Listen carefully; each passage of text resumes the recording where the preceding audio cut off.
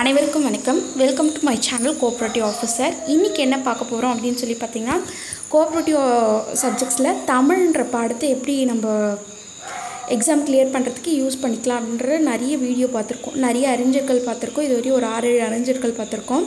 இப்போ என்ன பார்க்க போகிறோம் அப்படின்னு சொல்லி பார்த்திங்கன்னா, நம்ம தலைப்பில் 2வது தலைப்பில் வரும் ஐம்பெருங்காப்பியங்கள். ஐம்பெருங்காப்பியங்களில் இருக்கிற ஃபுல் ஸ்டாட்டிக் டேட்டா எடுத்திருக்கோம் ஃப்ரெண்ட்ஸ். இந்த ஸ்டாட்டிக் டேட்டா என்ன பண்ணணும், கண்டிப்பாக மனப்பாடம் பண்ணணும். இந்த ஐம்பெருங்காப்பியங்கள்லேருந்து ஏற்கனவே நடந்து முடிஞ்ச டிஆர்பிலையும் ஒரு கொஷின் ட்ரிகர் ஆகிருக்கு, எஸ்ஆர்பிலையும் ட்ரிகர் ஆகிருக்கு. ரொம்ப சின்ன விஷயந்தான், ஆனால் இது எல்லாத்தையும் நீங்கள் கண்டிப்பாக மனப்பாடம் பண்ணி தான் ஆகணும். எப்போ கேட்டாலும் இதுக்கு ஆன்சர் பண்ணுற மாதிரி இருக்கணும். சரி, முதல் காப்பியமான ஐம்பெருங்காப்பியத்தில் முதல் காப்பியமான சிலப்பதிகாரம். சிலப்பதிகாரத்தை யார் எழுதினாங்க? சரி, இளங்கோவடிகள். என்ன சமயத்தை பின்பற்றி எழுதினாங்க அப்படின்னு பார்த்திங்கன்னா, சமண சமயத்தை பின்பற்றி எழுதியிருப்பாங்க. மொத்தம் எத்தனை காண்டங்கள் இருக்குது அப்படின்னு சொல்லி பார்த்திங்கன்னா 3. எத்தனை காதைகள் இருக்குது அப்படின்னு சொல்லி பார்த்திங்கன்னா 30 காதைகள். இந்த 3 காண்டங்கள் என்னென்ன அப்படின்னு சொல்லி பார்த்திங்கன்னா, புகார் காண்டம், மதுரை காண்டம், வஞ்சி காண்டம். புகார் காண்டம் அப்படின்றது வந்து பார்த்திங்கன்னா அவங்களோட இளமை பருவத்தை வருது. மொத்தம் 10 காதைகள் எழுதியிருக்கோம். மதுரை காண்டம் அப்படின்னு சொல்லி பார்த்திங்கன்னா 13 காதைகள் இருக்கும். அப்புறம் வஞ்சி காண்டம் அப்படின்னு பார்த்திங்கன்னா 7 காதைகள் இருக்கும். இதே இந்த சிலப்பதிகாரத்திற்குரிய வேறு பெயர்கள் என்ன அப்படின்னு சொல்லி பார்த்திங்கன்னா, முத்தமிழ் காப்பியம், வரலாற்று காப்பியம், தேசிய காப்பியம், குடிமக்கள் காப்பியம், ஒற்றுமை காப்பியம், மூவேந்தர் காப்பியம், சிலம்பு காப்பியம், புரட்சி காப்பியம், செந்தமிழ் காப்பியம். ஓகேவா? தமிழில் தோன்றிய முதல் காப்பியம் எது அப்படின்னு சொல்லி பார்த்திங்கன்னா உங்களுக்கு இந்த சிலப்பதிகாரம் தான் வரும். இதே 2வது காப்பியம் அப்படின்னு சொல்லி பார்த்திங்கன்னா மணிமேகலை. மணிமேகலையை இயற்றியவர் யார்? சீத்தலை சாத்தனார். அது சமண சமயம். ஓகே, சிலப்பதிகாரம் சமண சமயம். இது வந்து எந்த சமயத்தை சார்ந்தது அப்படின்னு சொல்லி பார்த்திங்கன்னா புத்த சமயத்தை சார்ந்தது. இதில் வந்து எத்தனை காதைகள் இருக்குது? 30 காதைகள். அதுலேயும் வந்து 30 காதைகள் இருக்கும். காண்டங்கள் தான் 3 இருக்கும். ஓகேவா? இதோட வேறு பெயர்கள் அப்படின்னு சொல்லி பார்த்திங்கன்னா, முதல் சமய காப்பியம் அப்படின்னு சொல்லியிருக்காங்க. மணிமேகலை துறவு. இதோட இன்னொரு பேர் என்ன? மணிமேகலை துறவு. அதுக்கப்புறம் வந்து பௌத்த காப்பியம், அதுக்கப்புறம் சீர்திருத்த காப்பியம், அப்புறம் துறவு நூல், அறக்காப்பியம். இதெல்லாம் வந்து வேறு பெயர்கள். தமிழ் தோன்றிய 2வது காப்பியம் அப்படின்னு சொல்லுவேன். இரட்டை காப்பியம்னா என்ன? சிலப்பதிகாரமும் மணிமேகலையும் தான். ஓகேங்களா?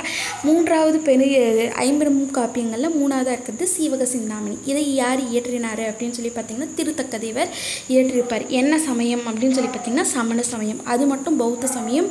கடைசியாக வர காப்பியமும் பௌத்த சமயம் வரும். ஓகே, எத்தனை இளம்பங்கங்கள் இருக்குது? அதில் காண்டங்கள் கதைகள்னு படிச்சிருப்போம். இதில் வந்து இளம்பங்கங்கள் வந்து பார்த்திங்கன்னா 13 இளம்பங்கங்கள் இருக்குது. பாடல்கள் மொத்தம் எத்தனை இருக்குது அப்படின்னு சொல்லி பார்த்திங்கன்னா 3145 பாடல்கள் இருக்குது. ஓகேங்களா?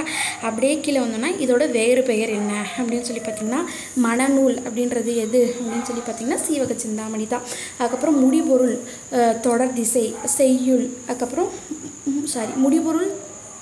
முடிபொருள் தொடர் திசை செய்யுள் அப்படின்றது இதுதான். காமநூல் அப்படின்னு சொல்கிற நூலும் இந்த நூல் தான், சீவக சிந்தாமணி தான். அதுக்கப்புறம் முக்தி நூல் அப்படின்றது வந்து பார்த்திங்கன்னா சீவக சிந்தாமணி தான். இது வந்து எந்த பாலை எழுதியிருப்பாங்க அப்படின்னு சொல்லி பார்த்திங்கன்னா விருத்தப்பாவால் எழுதப்பட்ட முதல் காப்பியம் எது அப்படின்னு சொல்லி பார்த்திங்கன்னா சீவக சிந்தாமணி. அதுக்கப்புறம் குண்டலகேசி 4வது காப்பியம். இதை யார் இயற்றியிருப்பாங்க அப்படின்னு சொல்லி பார்த்திங்கன்னா நாதகுத்தனார். இது வந்து எந்த சமயத்தை பின்பற்றி எழுதியிருப்பாங்க அப்படின்னு சொல்லி பார்த்திங்கன்னா புத்த சமயத்தை பின்பற்றிருப்பாங்க. சரிங்களா? வேறு பெயர்கள் என்ன அப்படின்னு சொல்லி பார்த்திங்கன்னா அகலகவி அப்படின்றது தான். ஓகேங்களா?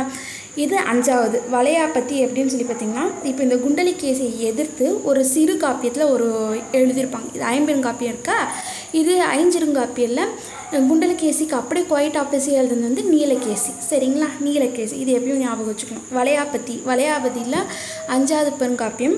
இது யார் இயற்றினாங்கன்னு தெரியல. இதோட சமயம் வந்து சமண சமயம். பாடல்கள் மொத்தம் 70 பாடல்கள் வந்து கிடைக்கப்பெற்றவை. இந்த 70 பாடல் மட்டும்தான் கிடைக்கப்பட்டிருக்கு. இதில் வந்து 2 விஷயத்த ரொம்ப இம்பார்ட்டண்ட்டாக கொடுத்துருப்பாங்க. மடலேறுதல் பற்றி கூறும் நூல் அப்படின்னு சொல்லுவாங்க. இன்னொன்று நவகோடி நாராயணனை பற்றி கூறும் நூல் எது அப்படின்னு சொல்லி கேட்டிங்கன்னா நமக்கு வந்து வளையாபதி தான் வரும். மடலேறுதல் அண்ட் தென் வந்து நவகோடி நாராயணனை பற்றி கூறும் நூல். ஓகே ஃப்ரெண்ட்ஸ், இது எல்லாமே ரொம்ப ஸ்டாட்டிக் டேட்டா. கம்பல்சரி எல்லாமே டைம் கிடைக்கிறப்ப அப்படியே பார்த்து ஒரு டைம் நல்லா மனப்பாடம் பண்ணி வச்சுக்கோங்க. இதில் வந்து டைரக்ட் கொஷின்ஸ் வரதுக்கு நிறைய சான்சஸ் இருக்குது. தேங்க்யூ.